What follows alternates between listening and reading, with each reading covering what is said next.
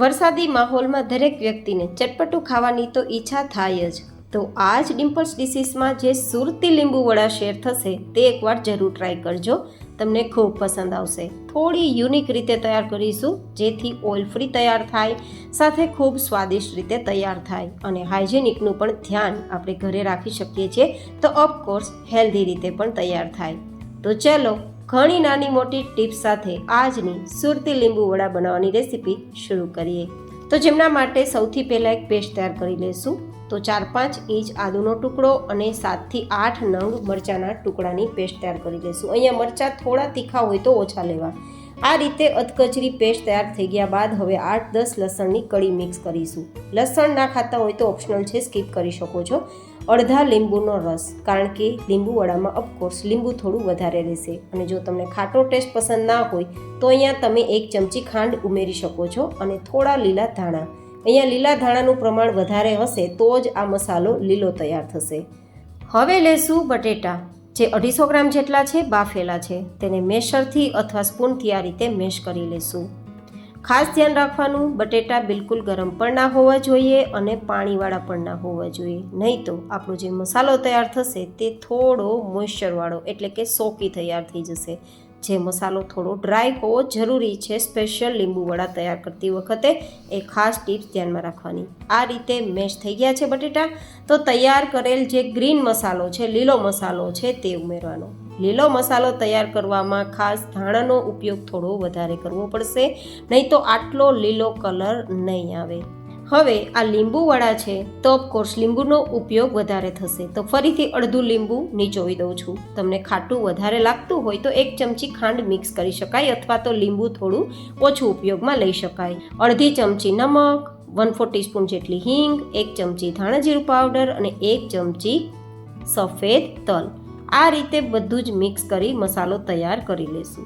Believe me guys, બટેટા વડા ભૂલી જાઓ તેવા લીંબુ વડા તૈયાર થશે. બસ થોડું નાની મોટી ટિપ્સ અને ટ્રિક્સ અપનાવશો તો ગેરંટી આપું છું 12 કરતાં વધારે સરસ, ટેસ્ટી અને એટલા ફરસા ઓઇલ ફ્રી આપણા લીંબુ વડા તૈયાર થશે.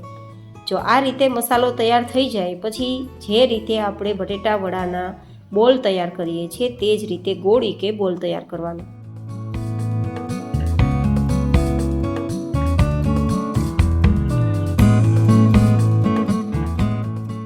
નાની મોટી સાઇઝ તમે પસંદગી પ્રમાણે રાખી શકો છો. આ રીતે આપણા બધા જ વડા છે તેના બોલ તૈયાર થઈ ગયા છે. તો હવે તેને અત્યારે આપણે સાઈડમાં રાખી દઈશું અને તૈયાર કરીશું બેટર, જેમના માટે 2 કપ જેટલો બેસન કે ચણાનો લોટ સાથે 1 કપ જેટલો ચોખાનો લોટ. જો કે બહાર માર્કેટમાં જે લીંબુ વડા મળે ને એ માત્ર બેસનથી તૈયાર થયેલું હોય છે, પણ હું અહીંયા ચોખાનો લોટ એટલા માટે યુઝ કરું છું કે જે પડ તૈયાર થાય તે થોડું ફરસું અને ઓઇલ ફ્રી તૈયાર થાય. સ્વાદ પ્રમાણે 1 નાની ચમચી જેટલું નમક, 2 ચપટી હિંગ. આ રીતે મિક્સ કરી હવે જરૂર મુજબ પાણી મિક્સ કરતા જશું અને બેટર તૈયાર કરીશું. પરફેક્ટ બેટર તૈયાર કરવા માટે પણ થોડું ટિપ્સ ધ્યાનમાં રાખવી જરૂરી છે. જેમ કે બેટર થોડું વધારે ઘટ હશે તો આપણું જે પડ તૈયાર થશે તે જાડું તૈયાર થશે, અને બેટર એકદમ પાતળું રાખશો, વડાનું જે પડ છે તે ફાટી જશે અને પરિણામે જે વડા છે તે તેલમાં ખુલી જશે. તો બેટર પણ પરફેક્ટ તૈયાર કરવાનું છે, ન ઘટ ન પાતળું. તો હવે હું તમને ચેક કરીને બતાવું કે મેં બેટર કેવું રાખ્યું છે. તો ચેક કરવા માટે આ રીતે ચમચીને બેટરમાં ડુબાડવાની અને પછી એક્સ્ટ્રા બધું જ બેટર નીતારી લેવાનું. બેટર પરફેક્ટ નીતરી જાય પછી આ રીતે ચમચીના પાછળના ભાગથી પ્રિન્ટ કરવાની. જો એક પ્રિન્ટ થઈ જાય તો સમજવાનું કે આપણું વડું છે તેનું જે પડ છે તે હવે જાડું પણ નહીં થાય અને એકદમ પાતળું પણ નહીં થાય. હવે બેટર તૈયાર થઈ ગયું છે તો તેમાં 2 ચમચી ગરમ તેલ મિક્સ કરીશું, જેથી અંદરથી જે પડ તૈયાર થાય તે થોડું સોફ્ટ બને. 2 ચપટી જેટલા ખાવાના સોડા, જેથી અંદરનું જે પડ છે તે થોડું સ્પંજી અને જાળીદાર તૈયાર થાય. અને અડધા લીંબુનો રસ, જે સોડાને ફર્મેન્ટેશન માટે હેલ્પ કરશે.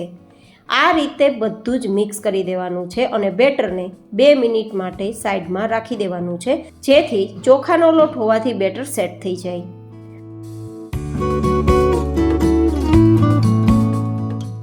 ત્યાં સુધીમાં તેલને ગરમ થવા માટે રાખી દઈએ. તેલ મીડિયમ ગરમ કરવાનું છે અને તેલ ગરમ થતાં જ સૌથી પહેલાં મરચાંના ટુકડાને તળી લેશું, કારણ કે જે 12 લીંબુ વડા મળે છે તેમાં મરચાં પણ પીરસાય છે. હવે આપણા મરચાં તળાઈ ગયા છે તો તેને સાઈડમાં રાખી દઈશું.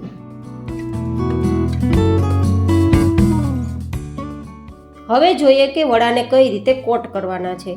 તો એક વડાને લઈ આ રીતે બેટરમાં ઉમેરી અને પછી બધી જ રીતે કોટ થઈ જાય પછી બહાર કાઢી અને થોડીવાર માટે આ રીતે હાથમાં રાખવાનું છે. બધું જ વધારાનું બેટર છે તે નીતરી જશે અને એકદમ પાતળું લેયર્સવાળું આપણું આ વડું છે તે હવે તૈયાર છે. તો હવે તેને તળવા માટે પણ મીડિયમ ગરમ તેલ હોવું જોઈએ, મીડિયમ ગેસની ફ્લેમ હોવી જોઈએ અને સમાય તેટલા વડાને તળવા માટે છોડવાના છે. થોડી જગ્યા તેલમાં રાખવાની છે જેથી વડા એકબીજા સાથે ચીપકે નહીં પણ આરામથી ફરી શકે. બસ 1 મિનિટ માટે તમે ઉપર નીચે ચમચો ચલાવશો તો બધી જ સાઈડથી વડા તળાઈ જશે. વડાને તળાતા સમય નથી લાગતો, પણ ધ્યાન એટલું રાખવાનું છે તળતી વખતે કે તેલ ઠંડુ ના હોવું જોઈએ, નહીં તો વડા તેલ પી જશે અને જો ગરમ તેલ વધારે હશે તો વડા લાલ થઈ જશે, આટલા સફેદ નહીં થાય.